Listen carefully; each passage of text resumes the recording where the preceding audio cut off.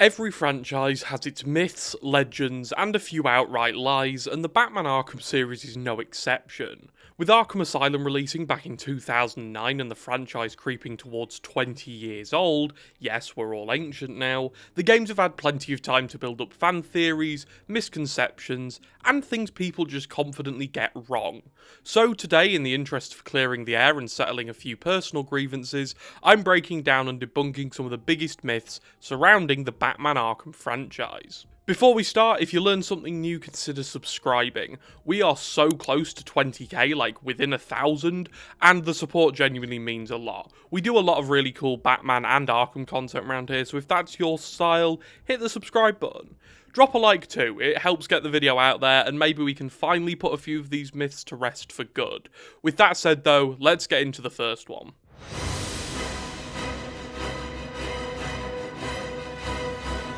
Probably the poster girl for Arkham misconceptions, Harley Quinn, kicks us off. While playing Batman Arkham City, you might stumble into Joker's office in the Steel Mill, scan Harley's Asylum outfit to get some XP and a riddle ticked off the list, look down and see this, a pregnancy test. A pregnancy test which reads, positive. This was a cut and dry point to the future. See, it's all in the details here. If we do a little enhancing and zooming, or just head back into Joker's office in the Harley Quinn's Revenge DLC, we can find not only a new box which tells us that false positives may happen pretty frequently, but also a bunch of negative tests. Okay, so she had a miscarriage, right? Perhaps one caused by Batman in their previous meetings, where the Dark Knight throws her at a railing, or even on the floor. Well, no, Harley was never pregnant. At no point in the Arkham timeline is Harley Quinn carrying the child of the Joker. A lot of people actually point to perhaps her attire change, or the fact she seems to cover her stomach when Batman throws her away in the church. But again, this simply is not true. The box in Joker's office in Harley Quinn's Revenge is a new box, a clear statement by Rocksteady to squash the rumours of Harley's pregnancy, while adding to the grief she's experiencing in this DLC. The box reads, test may result in false positives. That's the nail in the coffin of this theory, right there, laid bare to the world. This should have been enough to quell the rumours, but it clearly wasn't, so let me give you my detective mode breakdown. I've actually done a whole video on this topic before, so I'll take my theory from there because it stands up pretty well here. So, I believe Harley took her first test, it gave her a false positive, and she built her hope of having a baby around it. She waited for a baby that was never coming, and when Joker died she reached for the hope again, knowing it was the only thing connecting her back to Mr. J after his death. She took more and more tests and became desperate to confirm that some part of him was still alive inside her, and tragically for her, every single one came back negative, killing the Joker again in her eyes. She's now live a life with no Joker and no baby Joker to continue the bloodline. See, Harley was never pregnant. It was one false positive, followed by a plethora of very real negatives. And if you still don't believe me and think I'm just spouting nonsense, ask yourself this.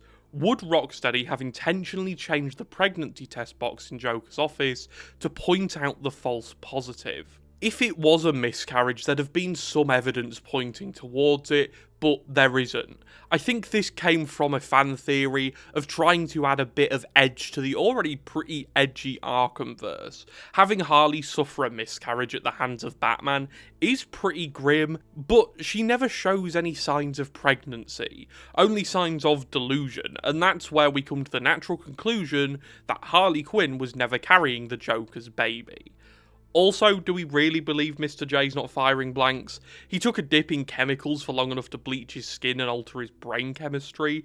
I never thought I'd end up googling the stuff I googled for this specific section, but since we're opening this can of worms, poor diet, alcohol consumption, smoking, and radiation are all sperm-killing machines, and I could almost assure you, taking away the chemicals, Joker does not have a good diet. He's almost certainly inhaled a ton of smoke in his time, those chemicals were definitely toxic and possibly irradiated, and I do not for a second believe the Joker of all people is a sexual being. The thought of Joker doing that sort of thing just doesn't compute. What I'm getting at here is that Joker is 100% infertile, whether by poor lifestyle choices, years of battery by Gotham's vigilantes, the chemicals, and even if Joker could create Joker babies, he wouldn't, he's the Joker. Anyway, that's 10 lines in the script on Joker's sperm too many. The Arkham community is truly a thriving place. Anyway, on to the next one.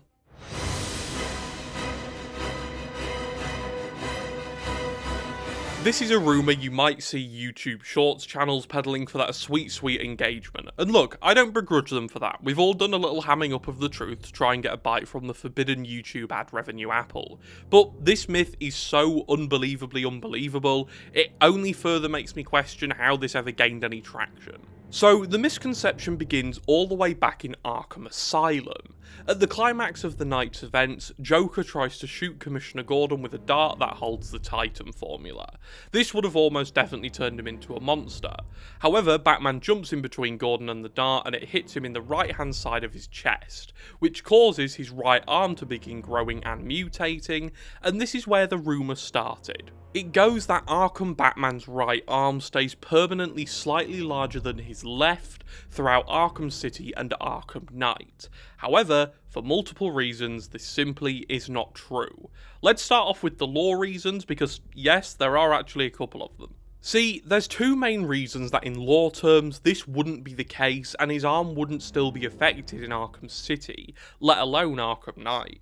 The first and most obvious reason that the series literally shows us is that Titan wears off fairly quickly when you haven't got a pack on your back like Bane to keep it pumping around your system. We see this right at the end of Arkham Asylum when the GCPD and guards take back the asylum with a few inmates having the effects wear off. And the venom-enhanced inmates are returning to normal. Though for some, the process can be quite painful. Sending them back to their normal forms, or in Joker's case, given the more refined strain he took, he returns to a normal but permanently broken form. What this shows us, pretty clearly, is that the physical effects do in fact wear off, and pretty quickly at that, which means there's no way any physical effects would stay around on Bruce for too long. Look at Joker, he returns to normal in the physical sense with no leftover side effects, and he didn't reject the transformation, and probably had the most violent reaction to it we see in the series. If that isn't enough though, let's look at Arkham City's story. After Batman heads down into the underbelly of Arkham City and commences the League of Assassins' demon trials, he's given some juice from the Lazarus Pit which brings him back to full health. This would have almost certainly healed his malformed arm had he had one. But when we finally take Clayface down in the Monarch Theatre at the end of the night and Batman takes a swig of the cure, this completely heals his poisoning, and presumably physical ailments, even if the cure is half as strong as the stuff Ra's bathes in. There are two instances here where Batman takes a literal cure-all, something that would most definitely have cured his weird arm. Even then, if his arm is supposedly bigger in Night as well, don't you think one of the smartest, most capable men in the world, who has access to infinite amounts of money and medical care, would find some way, even in secret, to heal his weirdly large arm? Imagine making future Batsuits and having to make one bicep bigger than the other, or going to a charity ball as Bruce Wayne and having to explain why one side of his suit is a bit tighter than the other. It just wouldn't make any sense. And just in case you still don't believe me, here's the coup de grace, the final shot between the eyes of this myth. If we take Batman's model from Arkham City and put him into Blender, we can see that both arms are in fact the same size. The same is true if we take his Knight model. The arms are the same size, there's no pure Titan left in his blood, and if there is, it isn't enough to permanently change his body.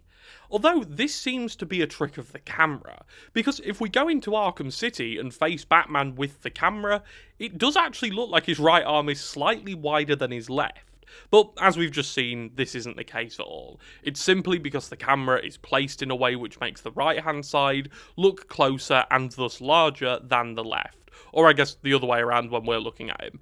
Anyway, you get the point. On to the next one.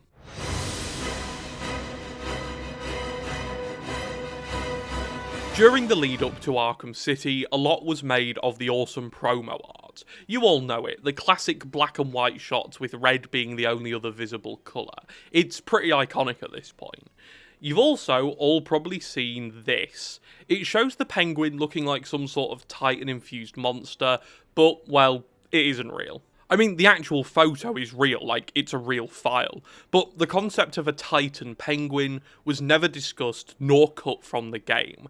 See, this was actually made in 2008. Yes, you heard right. 2008, a year before even Arkham Asylum was released. So, no, this wasn't some weird cut content from Arkham City, it was fan art. Fan art created by a man named Adam Schumann. Adam submitted this for the Game Artisans Comic Con Challenge, and had this to say following it coming third in the contest. I chose to remake the Penguin because I wanted to take the most unintimidating villain, push him extremely dark, and make him Batman's most formidable opponent. He then went on to thank his girlfriend, parents, and his dog, specifically for getting ignored. I'm not kidding. Poor dog.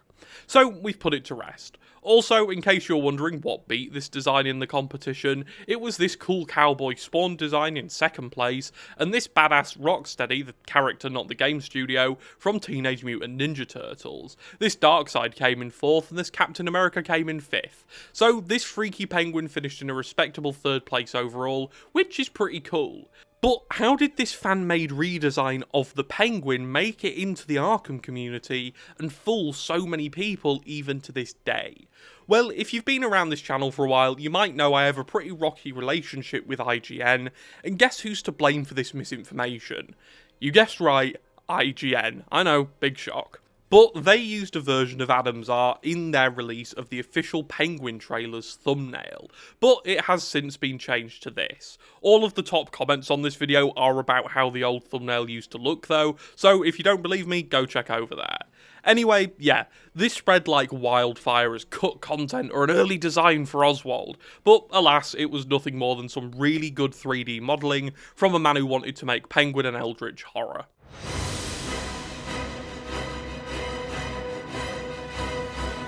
This one is one that baffles me, and every time I see someone say this, I feel a very sharp pain in my chest, because it just hurts me so much. I hate this one so much. I even put it on a billboard and then put that billboard in Batman Arkham Knight. This misconception says that the suit Batman wears in Arkham City and the suit he wears before getting the V8 in Arkham Knight are the same, or at least close enough to be the same. Either way, this is elite rage bait, and if it isn't bait, then I honestly don't know what to say. I know, it's insane. I mean, if we put them side by side, we can very clearly see they are simply different suits. Now, just to squash this one forever and for good, let me go through all of the differences with you. Starting from the top, the cowl is different. The V7 has more pronounced wrinkles and is a different colour entirely. The neck is different, with the city suit having a more pronounced dip in the throat area, and onto the body, and the symbol on the V7 is very clearly slightly raised from the chest. The city symbol is in the fabric of the suit. And speaking of the fabric of the suit, going a bit further down, we can very clearly see the V7 has a more armoured look than the city suit, and this is pronounced nowhere more than the abs. Look at them, they're defined in the armour, as opposed to the city suit, which is moulded around them. The gauntlets are also slightly different, the legs are very clearly different, the boots are similar, but I think they're different. The point is, in no way are these two the same suit. And that brings me on to an even more confusing misconception, which I've only seen a few times, but I just couldn't ignore. It's the myth that the Asylum suit and the City suit are the same. I mean, look at them, they're not. The Asylum suit is black and grey, City's is blue and grey, the belt is chunkier on the Asylum suit and thinner on the City suit, the gauntlets are slimmer on the Asylum suit and thicker on the City suit, the boots on the Asylum suit have one line directly up the middle, the City boots have these little joint thingies on them, the Asylum cape is more rounded while gliding, the City one has more jagged edges, and finally, the big one, the one which almost annoys me because of how much I adore the Asylum suit's chest symbol. The symbols are completely different, with the Asylum symbol only appearing on this suit, and the City suit becoming the franchise's entire logo. And that's it.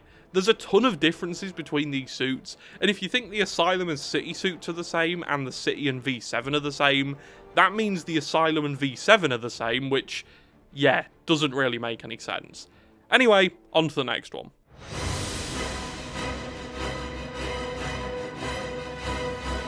Okay, so to any seasoned Arkham fan, this entry might sound a little strange at first, but trust me, I have seen far too many Origins isn't canon truthers to let this slide. So let's clear it up right now.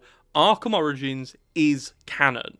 The first argument people always throw out is, well, it wasn't made by Rocksteady. And sure, that's true. You know what else isn't made by Rocksteady? Doom. Just a fun little fact to sit with.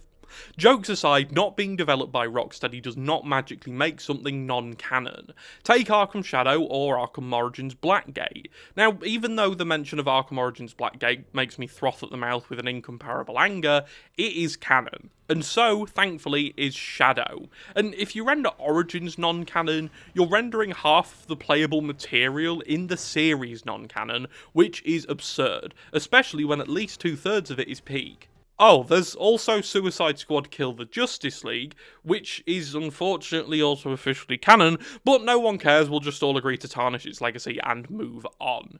In fact, Origins is directly connected right into the final canonical entry, Batman Arkham Knight, a game whose canonicity absolutely no one disputes. It even goes out of its way to cement Origins as part of the timeline in a few small ways. The most obvious evidence is the very existence of Firefly and Deathstroke. Firefly directly references their fight on Pioneer's Bridge, which only happens in Arkham Origins, and Deathstroke does the same thing throughout his malicious side missions, repeatedly mentioning the last time he fought Batman and explicitly stating it was 10 years ago.